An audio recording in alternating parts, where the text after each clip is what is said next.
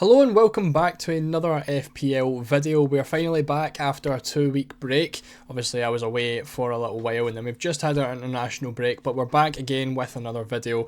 And today we're going to take a look at the wildcard guide for game week 12. It's a pretty popular week for people who still have the wildcard left over to be using that wildcard this week. And today we're going to look at all the stats, every single position, and pick some of the best players that you can go for on a wildcard this week. So we are starting off with our goalkeeper, as you can see on screen, and the first thing we're going to look at is saves. Now obviously saves, for every 3 saves a goalkeeper picks up an extra point, so you're obviously wanting to pick up a goalkeeper who, 1, yes, keeps clean sheets, 2, picks up a lot of saves, and then 3, you also want to pick up the best value as well. So looking at the saves, Flecken's well out in front at 55 saves, ahead of, you know, your Hermansons, Popes, Muric, Sanchez, all on 42. So he's a big there's a big gap between him and the rest of the goalkeepers. The only issue with Flecken being is that Brentford are yet to keep a clean sheet. So yes, Flecken's picking up save points, but he's not picking up any clean sheet points, and I believe that actually puts him outside the top 10 for points for goalkeepers this season, despite having all the saves that he does. So yes, a pretty decent option as someone, you know, as a 4.5 million goalkeeper, but he isn't picking up the clean sheets, which is something that you are definitely want to be getting. Otherwise it just becomes a little bit frustrating.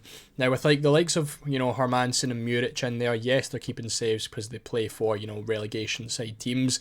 However, you probably aren't going to be wanting to pick them because yes, they probably aren't going to keep too many clean sheets, and they're probably going to concede a lot of goals as well. So even if he does pick up 3 saves, if he concedes 2 goals, you know, those 3 saves are basically wiped out because he loses a point for the goals conceded. Now looking at the actual decent goalkeepers, you know, Pope and Sanchez are probably going to be your 2 best. Pope, the 5 million option with 42 saves, and then Sanchez playing for Chelsea, of course, at 4.7 million now. He's also at 42 saves, you know, so 1 or 2 extra saves and he's, like, you know, second for saves in the league this season, also playing for Chelsea. So for me, it looks off the bat, Sanchez is probably the best value one, followed by Nick Pope if you want to go for someone a little bit more expensive.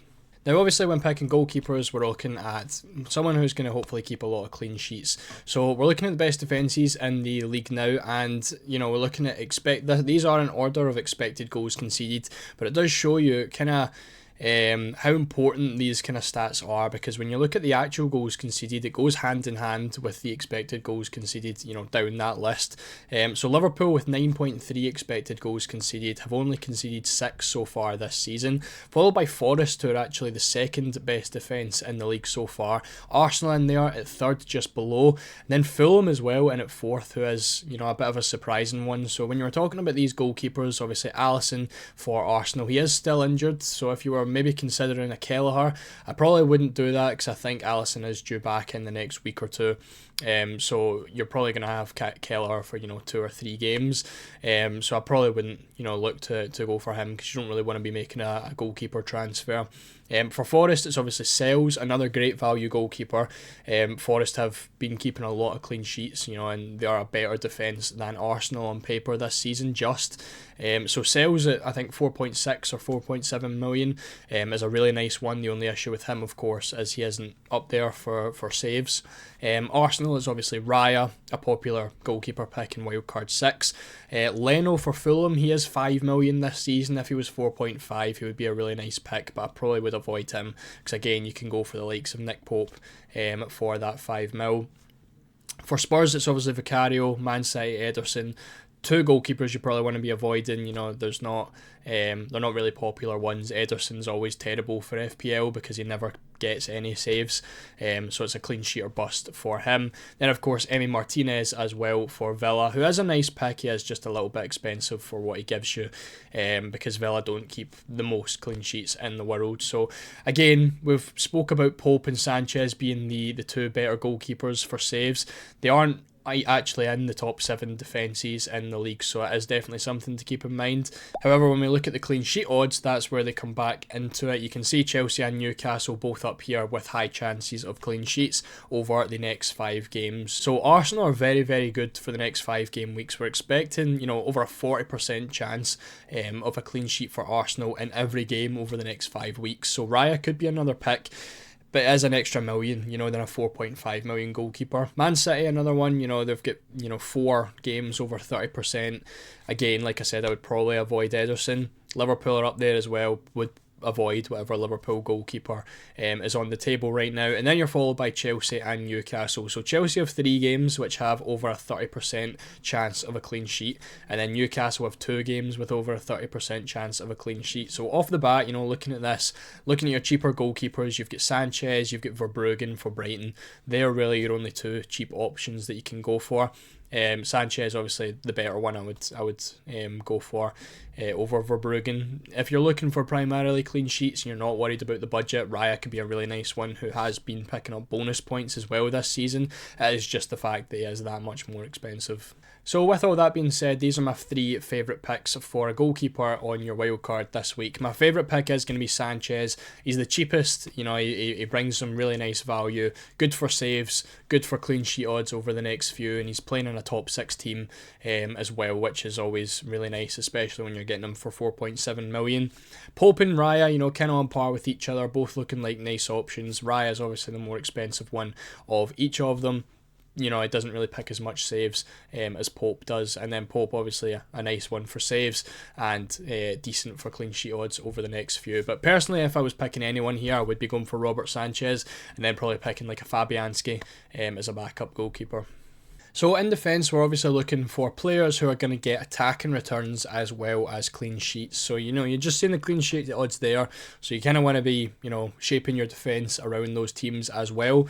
But also looking at defenders who are going to get attacking returns for you so you can get those extra points. Now, the players who are labelled in green are those who appear in the top for shots from defenders and the top for expected goal involvements for defenders. So your 3 main ones here are going to be Pedro Porro, Vardiol, and Ait-Nouri as well for Wolves. They're probably your 3 best ones in terms of, you know, attacking defenders from the start of the season. Porro with, you know, the most shots, 19 shots, a little bit lower of an expected goal involvement than you would hope for someone with 19 shots, but he is still right up there. Now Vardiol, again, up there for shots. He has picked up a lot of attacking returns from a very low XG this season.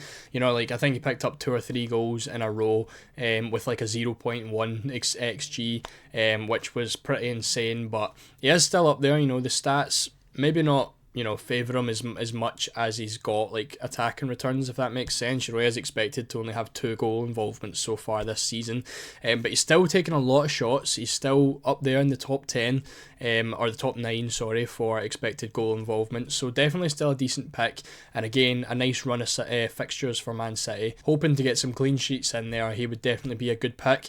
Then of course Ait-Nouri's basically been your guy who has got very popular over the last few weeks. A lot of people have been putting him in, and he's been returning as well. Obviously Wolves are still lower down in the table, so they're not really keeping a ton of clean sheets, but he's still been getting up there for attacking returns. He's got 13 shots so far this season, put him in 5th, and 1.9 expected goal involvements, which again is similar with your very attacking, you know, Porros and Vardiols as well.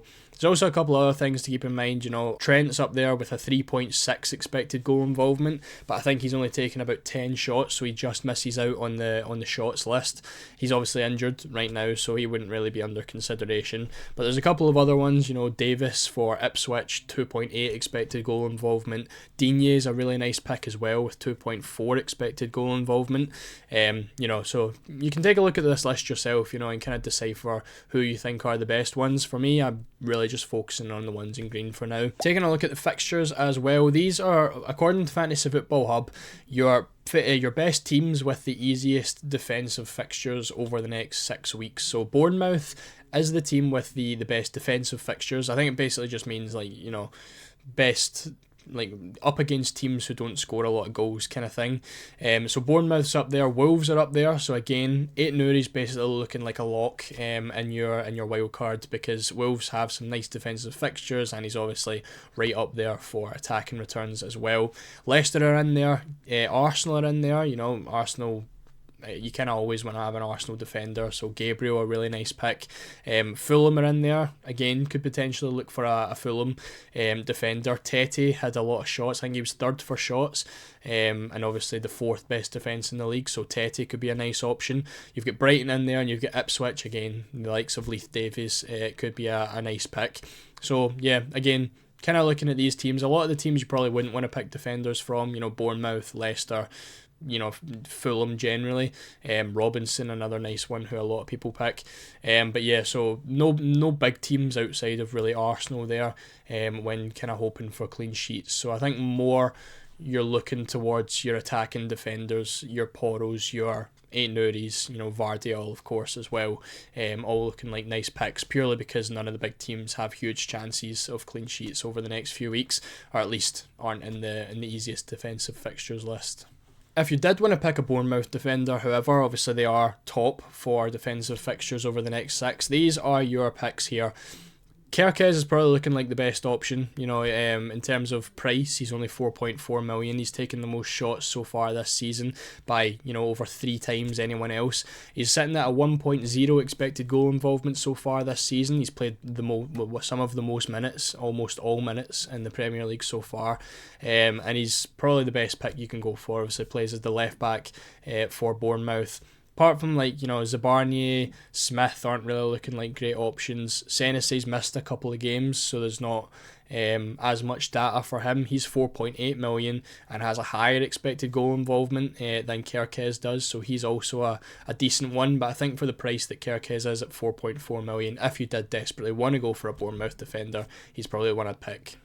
Now, another one I wanted to look at was Lucas Digne. Now, he's a bit of a meme in the FPL community because it seems as though every time that a mass bring him in, he always performs horrendously, but he is a really, really good pick. We spoke about him a minute ago with him being third, I believe, on the expected goal involvements list, but looking at him in general, 4.7 million, one of your cheaper defenders, get 9.2% ownership. In terms of key passes from defenders, he's sitting in 4th, 14 key passes, only behind Davis, Trent, Porro, some very popular picks. For expected goal involvement, again, as I just mentioned, he's sitting in 3rd, only behind Trent and Davis. Again, so, very, very promising stats.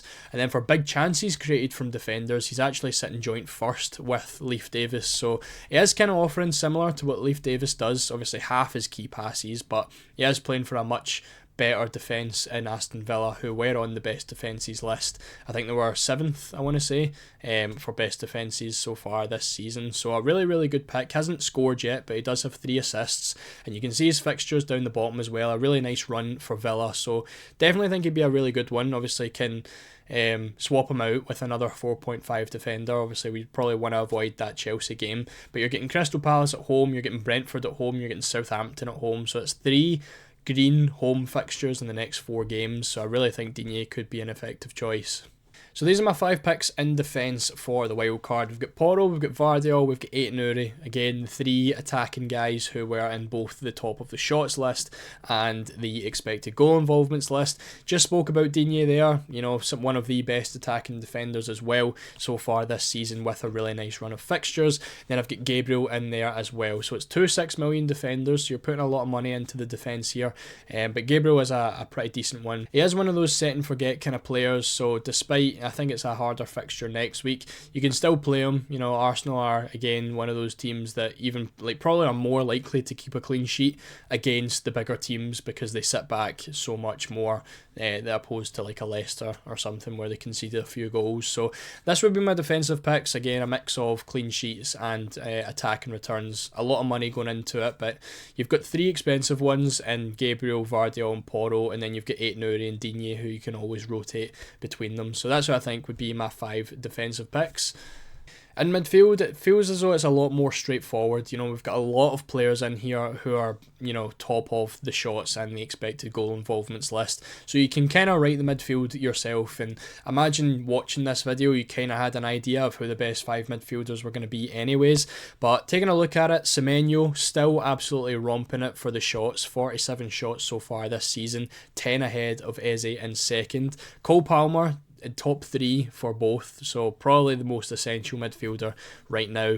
Bruno Fernandes sitting in 4th again for both. Bit of a disappointing start to the season. He does seem to be coming into it now ever since Ten Hag has been sacked. So potentially his fellow Portuguese and Amorim is going to get a little bit more out of him attacking wise. So Ipswich next as well, a really nice fixture for him to do well in, of course on penalties, and is pretty much guaranteed minutes as well. So a really good pick as well. Johnson in there. Probably your better pick to Son. You know, the stats are favouring Johnson, and obviously the price is about 3.5 million cheaper. So if you're looking for a Spurs midfielder other than Son, I think Johnson's definitely your pick.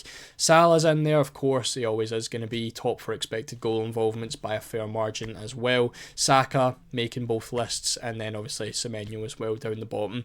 And Mbeumo is also up there for expected goal involvements. He's just not taking as many shots. Still a really good pick in Mbeumo. I'm going to take a look at him in a little minute.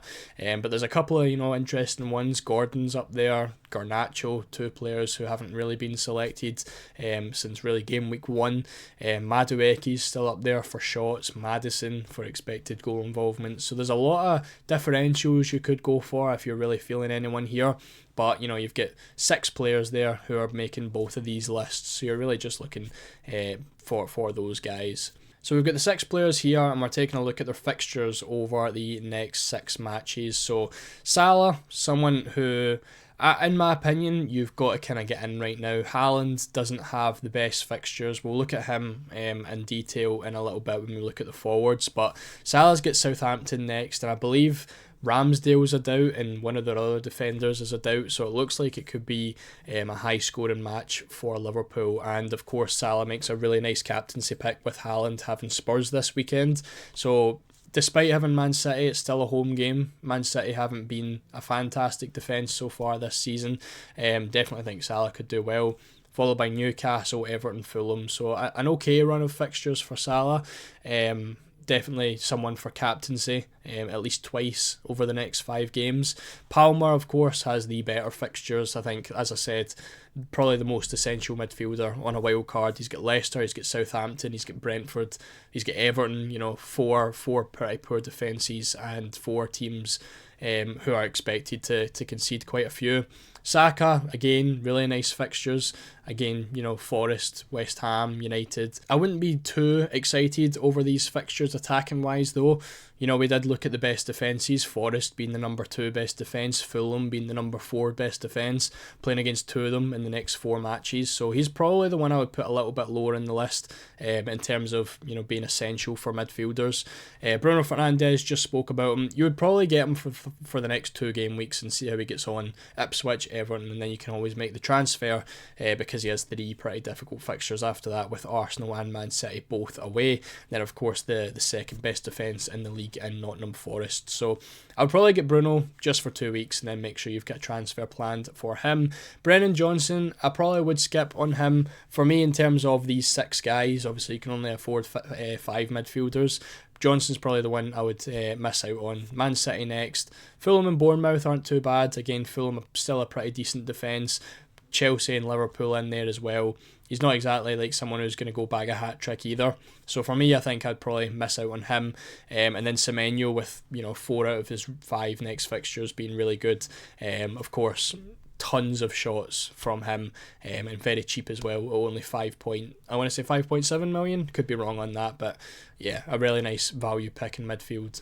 So a little bit more into Mbeumo. He seems to be, some talk going around that could he be a sell this week? For me, I definitely would be wanting to keep him. He's playing against Everton, he's playing against Leicester. After that, sure, at that point you can get rid of him. But, he's still 5th for expected goals from midfielders, 7th for expected assists from midfielders, and he's 3rd for points as well, only behind Salah and Palmer. So fantastic value at 7.9 million, 8 goals so far this season. For me, I would be giving him 2 more games. I don't think there's any rush to get rid of him. Especially with the games he's got over the next few, and that Leicester at home fixture I would expect him to do really nicely in. After that, again, similar to Bruno Fernandes, keep him for 2 games and then probably ship him out for someone else. At that point you could maybe get in a Saka or something like that, but for me, I definitely want to be keeping Mbeumo. Some of the best stats in the game for midfield. Probably the best value midfielder as well right now, with 2 very, very decent fixtures over the next few games. So with that being said, these would be my 6 picks. Missing out, of course, Brennan Johnson, replaced by Mbeumo for the wild card. Obviously, you can only pick 5 of these, so it's up to you to decide which ones you like, but these would be the 6 on the short list, at least, that I would be picking from. Bruno Fernandes, probably one that a lot of people would be sceptical on because of how poor he was at the start of the season compared to his actual stats. But I think his next 2 fixtures are really nice, but of course you would be transferring them out after that. So similar with Mbeumo, maybe you just pick one or the other, that way you don't have to make 2 transfers in 2 weeks time. But these would be the 6 I'd go for. Again, pretty expensive, so you're probably knowing what's going to happen when it comes to the forwards, but we'll speak about that in just a sec. Okay, so no Haaland, that is basically what we're talking about when it comes to affording the rest of this team. You know, we had expensive defenders, we had expensive midfielders, we're not going to be able to afford Erling Haaland. Now, is it a good decision not to go for him? Well, this is what I've put together in terms of captaincy over the next 8 weeks. So, of course, when you've got Haaland as a 15 million forward, you've got to basically captain him every single week for that to be worth it. You shouldn't be paying £15 million for a player who isn't going to be your captain, you know. So over the next 8 weeks, you know, we've put together a couple of players who are probably better captaincy options, and again, is going to be your 3 premium midfielders: Salah, Palmer, Saka. They're the 3 players you can get in your team if you don't have Erling Haaland up front. So Haaland obviously playing against Spurs this week can be Mohamed Salah against Southampton. In game week 13, Haaland playing against Liverpool away, not a good captain. You can always captain Bukayo Saka instead against West Ham. In game week 14, Haaland playing against the second best defence in the league. Again, Cole Palmer, a better captaincy option, playing against Southampton away. Now, game week 15 is maybe where you could consider a Haaland captaincy against Crystal Palace away, but at that point, you've also got Mo Salah against Everton away for a Merseyside derby. So, even if Haaland did outscore Salah for 1 week, you've got all these other weeks around it. So for me, I think game week 15 is probably your outlier within all this, where you would probably potentially captain Haaland. For game week 16, it's Haaland against Man United. You know, Palmer's playing against Brentford. I think someone else has a pretty decent fixture that week as well. I think Salah might be playing at home as well that week. But Palmer playing against Brentford, on paper, a better pick than the Haaland captaincy against United. Game week 17, it's Aston Villa away. Again, a difficult fixture for him. Palmer playing against Everton away. Easy captaincy choice there. And then game week 18 is where it starts to get back into the Haaland territory. So you're talking 6 weeks with no Haaland as your captain. Haaland's playing against Everton at home. You could always get away with captain and Salah. You probably would want Haaland for that fixture though, but it is just something to keep in mind. There is a different option if you wanted to go that way. And then obviously game week 19, Haaland plays against Leicester.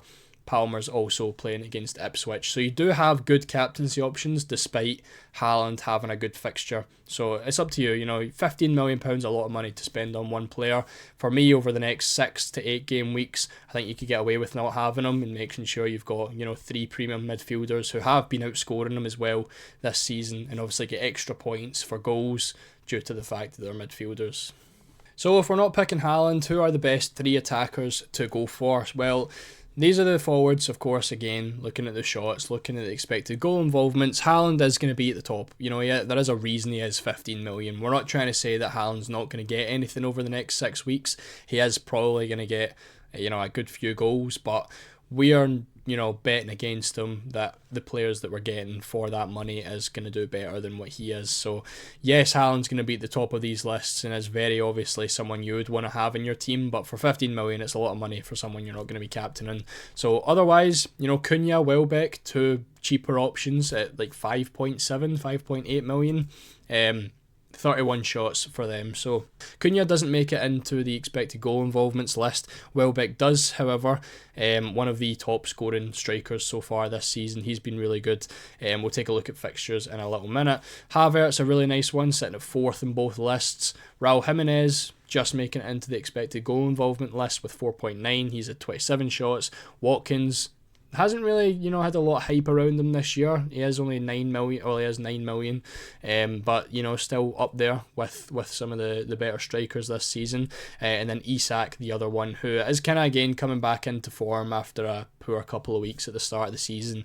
He's been doing quite well. So these are the fixtures for the players that made it into both of the lists in the last graphic. Now, it's very clear here that Welbeck and Havertz are the two players with the best fixtures here. No red fixtures at all involved in that, and a couple of decent ones, mainly for Welbeck. Southampton at home, Leicester away, pretty decent fixtures for him. So for me, I think Welbeck would be the number one striker I'd be looking at right now. Of course, obviously, speaking of no Haaland, he only has one green fixture over the next 6, so very difficult to keep a £15 million player who doesn't have good fixtures, and you're probably not going to captain over the next few weeks.